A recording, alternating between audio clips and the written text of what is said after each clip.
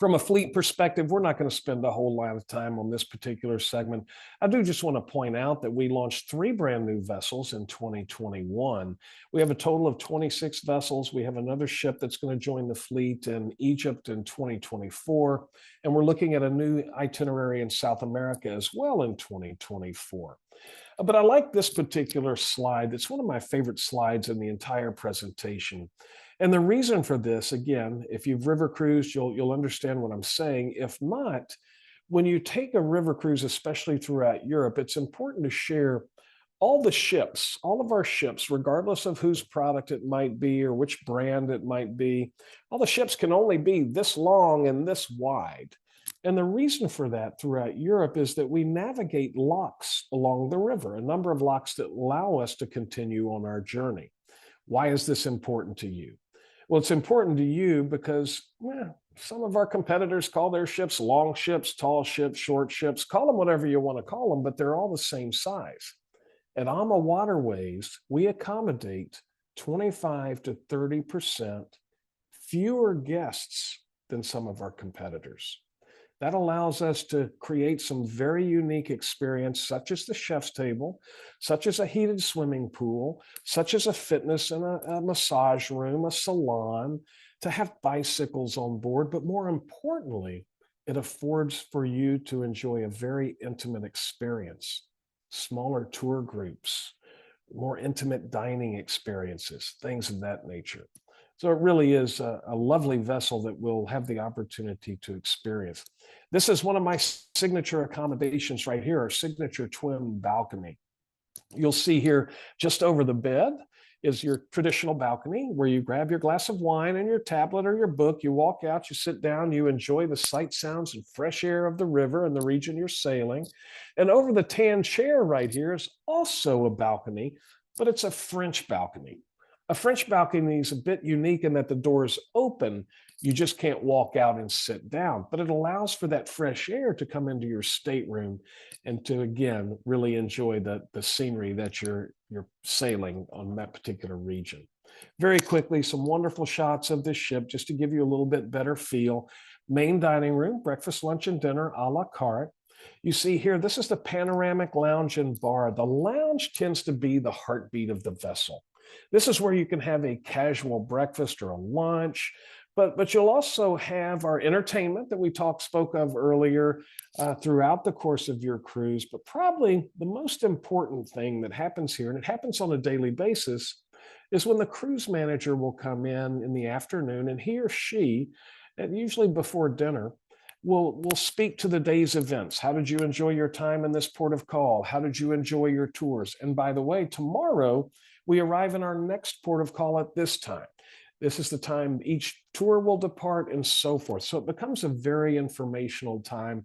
And it's also one of those times where all the guests tend to be in the lounge because right before dinner, about an hour, hour and a half before dinner, we have our signature sip and sail happy hour. We feature a drink of the day, typically a lemon drop martini, a Cosmo, a margarita, something along those lines. But not to worry, because I know we're talking about wine here, but all of your beverages are included during the course of this sip and sail happy hour. So if you want that glass of wine, we can make that happen. If you want a vodka drink, if you want a bourbon, a beer, what have you, we'll make that happen for you as well. You also see some other shots here, our massage and beauty salon. Again, you'll notice the decor is a very crisp, clean, contemporary feel. The main lobby with the dual staircases here at reception. And of course, I mentioned earlier, we have a heated pool with a swim-up bar that might come in handy, especially if you sail in August, Chris, like we mentioned just a moment ago. We have other accommodations, right? We certainly spoke a moment ago of the twin balconies here, but we have other categories ranging in square footage from 170 square feet to over 700 square feet. Obviously, the larger accommodations will be my suites. In addition to the twin balcony accommodations, we also offer a French balcony accommodation where the doors open. Remember, you just can't walk outside. And we also have a limited number of triple and quad and connecting staterooms. But more importantly, there's no such thing as an interior or an inside stateroom with AmaWaterways. At minimum, Every one of our staterooms will offer a river view. But the reason we're here with you this evening is to share a fantastic itinerary. As I mentioned earlier, has to be, probably is. My wife laughs because every time I get off the ship, I'm like, this is my favorite itinerary. But we sailed this back in May, and I promise I truly think it is my favorite. And you can see here, it's a 7-night cruise to southern France where we sailed from either from Lyon to Arles or Arles to Lyon, depending on the itinerary that you choose, the date, I should say, that you choose. But this region of France is just absolutely magical. I mean, there's just nothing like it.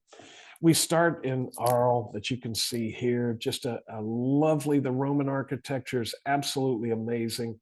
This particular port of call was also inspiration for Vincent van Gogh. You're going to find a number of these ports where Van Gogh was either spent some significant time or was inspired. It's in Arles where you see, I don't know the name of the piece, but it's the piece with the cafe in front with all the yellows and the blues and the purples.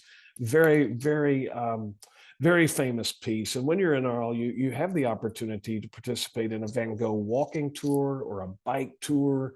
And later in the day, in the afternoon, we visit Le Beau.